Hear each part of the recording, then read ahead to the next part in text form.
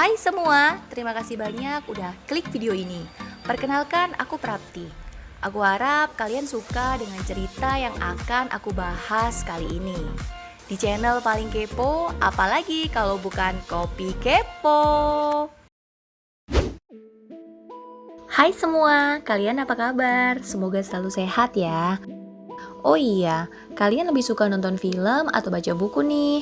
Bukan rahasia lagi jika kebanyakan film atau buku biasanya terinspirasi dari kisah hidup seseorang ya teman-teman. Malah, film atau buku dengan embel-embel based on true story ini menjadi magnet pasar tersendiri. Kayak orang jadi penasaran, misalnya, kisah hidupnya seasik apa sih sampai difilmkan? Atau yang, penasaran deh si A ini ngapain aja ya? Atau ngalamin apa aja sih sampai bisa sesukses ini? Ya pokoknya seperti itu ya teman-teman. Yakin deh, semakin penasaran publik, semakin sukses pula film atau bukunya. Sama halnya dengan cerita yang akan aku bahas kali ini ya teman-teman. Bedanya, ini ada sebuah novel super bestseller. Pokoknya terkenal banget pada masa itu. Tapi, dibalik kesuksesannya gak ada yang tahu bahwa itu terinspirasi dari kisah hidup seseorang. Publik taunya ya, itu pure karangan fiktif sang penulis. Semua tokoh dan kejadian yang terlibat, ya bikinan si penulis. Padahal, ada sosok real yang mengilhami cerita dan spektakuler ini. Kalau jalan hidupnya biasa-biasa aja, rasanya nggak menarik ya kalau dibukukan. Jadi kisah hidupnya ini gimana sih? Kalian penasaran ya? Penasaran kan? Yuk kita bahas. Awal dari kisah ini bermula dari meledaknya sebuah novel pada tahun 1955 berjudul Lolita. Novel bestseller ini dikarang oleh seorang penulis Rusia bernama Vladimir Nabokov. Novel Lolita karya Nabokov ini mengisahkan tentang seorang pria parubaya yang menjadi terobsesi dengan gadis prapuber yang ia panggil Lolita. Setelah kematian ibunya, dia membawanya dalam perjalanan melintasi Amerika Serikat, menyamar sebagai ayahnya dan tentu saja terjadi pelecehan seksual di dalamnya. Ini tuh semacam romansa yang dibalut pedofilia ya. Seperti yang teman-teman tahu, pedofilia itu sendiri merupakan penyakit kelainan seksual di mana penderitanya mempunyai orientasi seksual kepada anak-anak di bawah umur. Jujur sebenarnya, tema novel itu sendiri cukup mengerikan ya. Sesuatu yang sangat tabu di kalangan masyarakat menjadi tema di novel ini. Tapi memang hal yang jarang atau tidak biasa dibahas akan menjadi sesuatu yang fenomenal ya. Novel itu sendiri telah terjual lebih dari 50 juta kopi dan merupakan salah satu novel paling kontroversial dan paling berpengaruh sepanjang abad ke-20. Novel Lolita ini tak cukup hanya berbentuk novel loh teman-teman, karena pada tahun 1962, sang novel menjelma menjadi film layar lebar dengan judul yang sama. Dan mengikuti jejak sang novel yang sukses besar, versi layar lebar ini pun tak kalah mendulang keberhasilan. Film Lolita memang sempat menjadi salah satu film yang dicekal. Namun tetap saja, film ini menjaring massa yang sangat banyak dan menghasilkan pundi-pundi dolar yang tidak sedikit. Mirisnya, di luar dari kisah laris manisnya novel dan film tersebut, kisah tokoh sebenarnya sendiri telah dilupakan. Sampai seorang penulis asal Kanada bernama Sarah Weinman menerbitkan sebuah buku yang berjudul The Real Lolita: The Kidnapping of Sally Horner. Di buku ini, Sarah menceritakan bahwa penculikan, penawanan, dan pemerkosaan berulang-ulang yang dialami oleh seorang gadis bernama Sally diduga mengilhami sebuah karakter untuk novel karya Vladimir Nabokov yang berjudul Lolita ini. Sarah mengatakan Sally Horner pada dasarnya sama abadinya dengan Lolita dalam sastra. Meskipun Nabokov secara pribadi tidak pernah mengakui bahwa ia terinspirasi oleh kasus Sally, tapi terlalu banyak kesamaan jika itu merupakan sebuah kebetulan. Nabokov mengatakan jika ia telah mempelajari begitu banyak kasus serupa waktu itu, dan mungkin saja kisah Sally adalah salah satunya. Memang tidak ada yang bisa menjamin apakah kisah hidup Sally Horner dan novel Lolita ini berkaitan atau tidak ya. Tapi bagi yang penasaran, semirip apa sih kisah hidup Sally Horner dengan novel Lolita? Boleh banget untuk dengerin cerita aku kali ini. Dan mungkin kalian bisa simpulkan sendiri nanti ya. Penasaran gak? Yuk kita bahas kisah hidupnya. Dia adalah Florence Sally Horner. Sally merupakan seorang gadis yang lahir pada tanggal 18 April 1937 di Camden, New Jersey. Dia hidup bersama ibunya yang merupakan seorang single parents bernama Ella Horner dan seorang kakak perempuan yang bernama Susan Panara. Dari sumber yang aku baca, ayah Sally bunuh diri saat Sally berumur 6 tahun. Sally adalah seorang gadis yang pintar. Di sekolahnya bahkan dia menjadi salah satu siswa teladan. Namun sayang sekali, Sally tidak mempunyai banyak teman. Dia seperti terkucilkan di lingkungan sekolahnya. Pada Maret 1948, Sally yang berusia 10 tahun dibujuk oleh sekelompok anak perempuan di sekolahnya. Mungkin semacam geng anak perempuan ya. Jadi mereka ini memberikan challenge kepada Sally, jika dia berhasil mencuri sebuah benda seharga 5 sen, maka Sally akan dianggap sebagai anggota mereka. Sally yang emang pada waktu itu pengen banget punya teman, merasa sangat galau. Satu sisi dia pengen bergabung dengan kelompok anak perempuan itu, tapi di sisi lain dia juga takut untuk memenuhi tantangan mereka. Anak-anak perempuan ini kayak berusaha ngeyakinin Sally gitu, geng. Mereka pada bilang, udah kamu ngambil aja barang di supermarket, nanti kamu jadi anggota kita, gitu terus. Sampai akhirnya Sally memutuskan untuk menerima tantangan mereka. Pada suatu hari sepulang sekolah, Sally segera menuju sebuah supermarket yang bernama Woolworth di Camden, New Jersey. Setelah beberapa saat berputar-putar dalam supermarket itu, akhirnya Sally memutuskan untuk mengambil sebuah buku catatan atau buku diari seharga 5 sen. Begitu Sally berhasil memasukkan buku kecil tersebut ke dalam tas, Sally segera keluar dari dalam supermarket.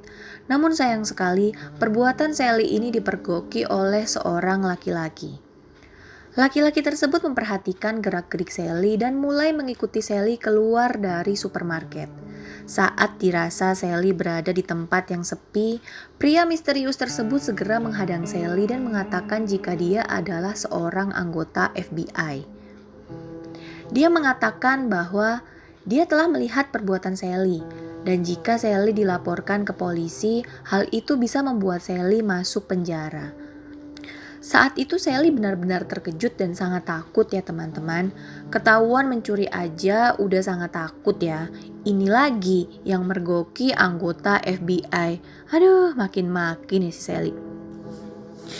Membaca ketakutan Sally, pria tersebut segera memberikan opsi kepada Sally bahwa dia tidak akan melaporkan Sally ke polisi atau mengirimkannya ke sekolah militer, tapi Sally wajib lapor berkala kepadanya.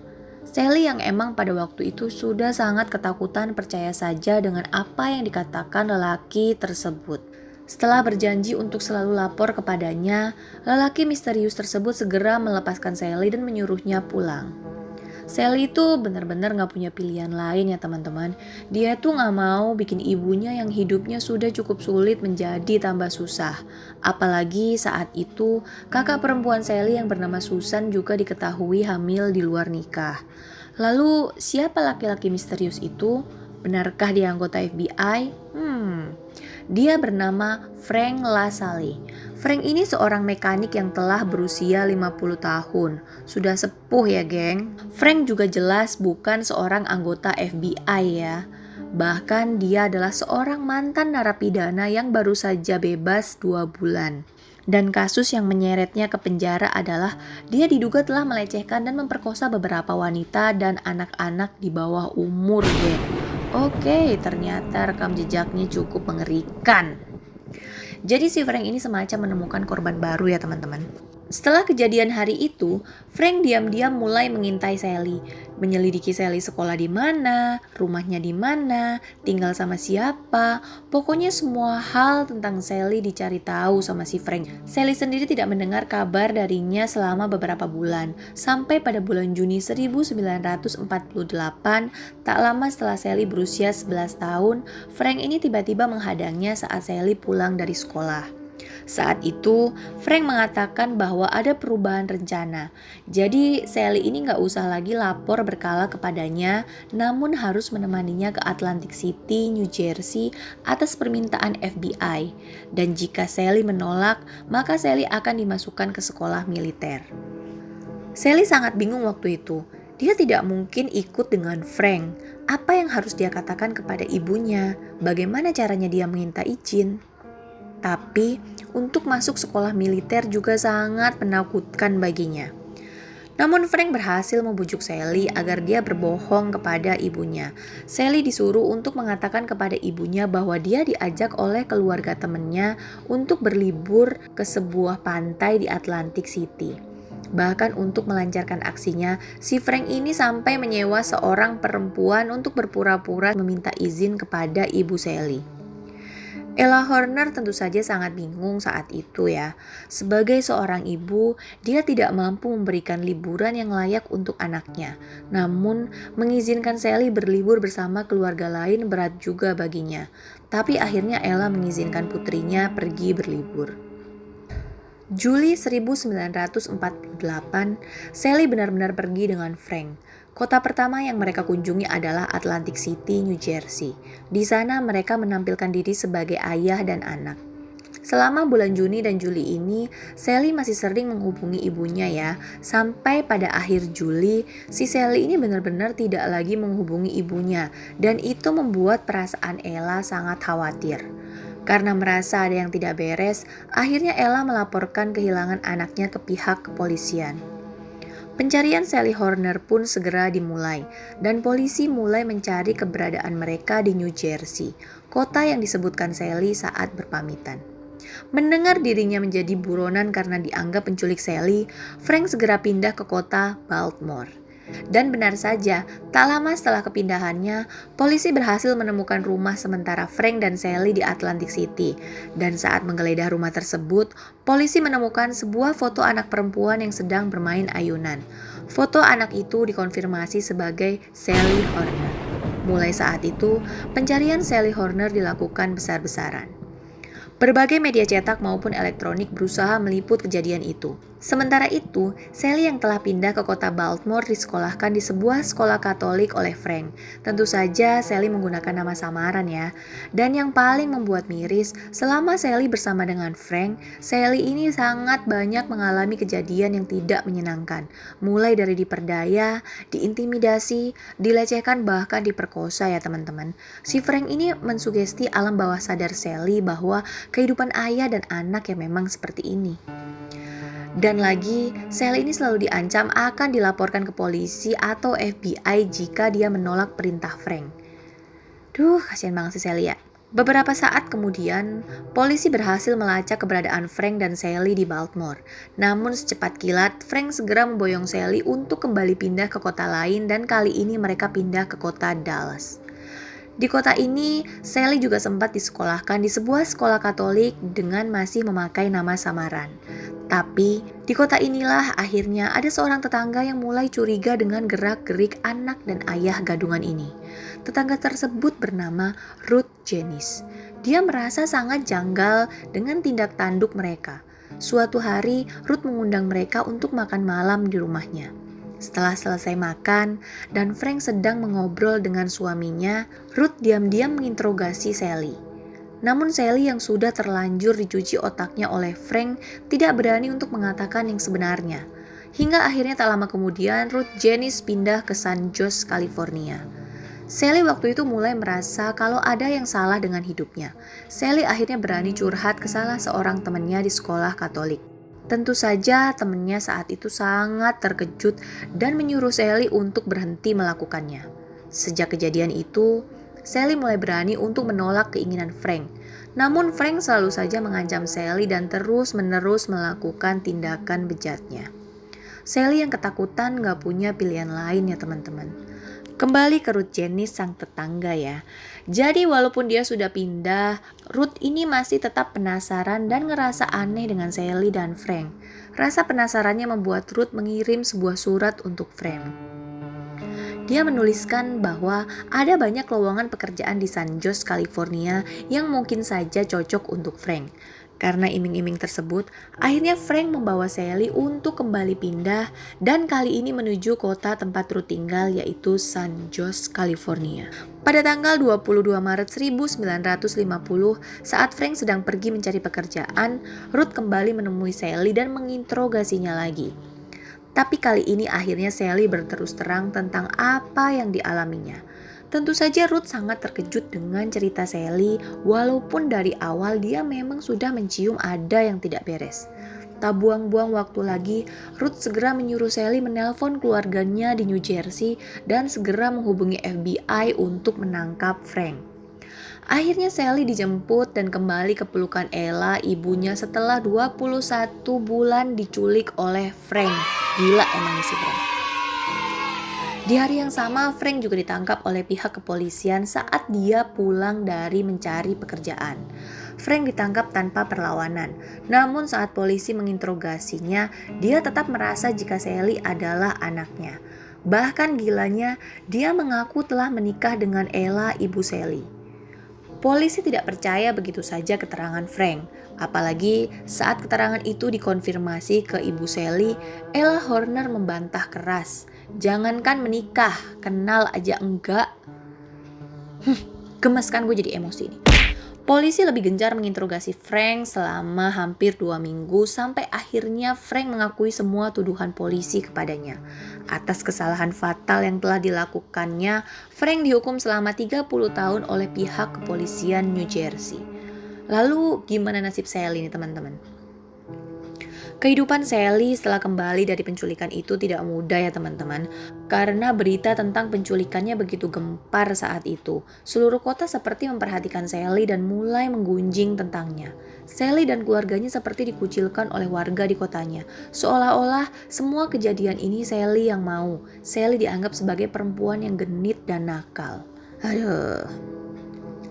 2 tahun kemudian, tepatnya tahun 1952, kehidupan Sally mulai kembali berjalan normal. Dan layaknya anak remaja yang mulai mengenal cinta, Sally pun mulai berkencan dengan lawan jenisnya. Sally yang pada waktu itu berusia 15 tahun, sedang berkencan dengan seorang pemuda berusia 20 tahun yang bernama Edward Baker. Mereka berkendara di sekeliling New Jersey menikmati suasana sore. Namun naas, mobil yang dikendarai Edward menabrak sebuah truk yang sedang berhenti di pinggir jalan di wilayah Ward Bend, New Jersey. Edward mengalami luka ringan, namun sayang sekali Sally tewas seketika. Sally tewas pada tanggal 18 Agustus 1952 saat dirinya berumur 15 tahun dan hanya berselang 2 tahun dari penculikannya. Berita kematian Sally sampai ke telinga Frank yang masih berada di penjara. Bahkan Frank selalu mengirimkan buket bunga ke makam Sally setiap minggunya. Frank akhirnya meninggal setelah berada di penjara selama 16 tahun. Begitulah kisah kelam kehidupan Sally Horner yang diduga kuat menjadi inspirasi terciptanya novel Lolita. Gimana menurut kalian teman-teman? Relate nggak? Tulis komen kalian di bawah ya. Atau mungkin kalian punya kasus dan kejadian yang pengen aku bahas, boleh banget masukin ide kalian di kolom komentar ya. Aku tunggu semua. Makasih banget untuk yang udah mendengar ceritaku dari awal sampai akhir. Boleh banget untuk klik tombol subscribe dan loncengnya agar kalian tahu saat aku upload video baru. See you next time teman-teman. Dadah.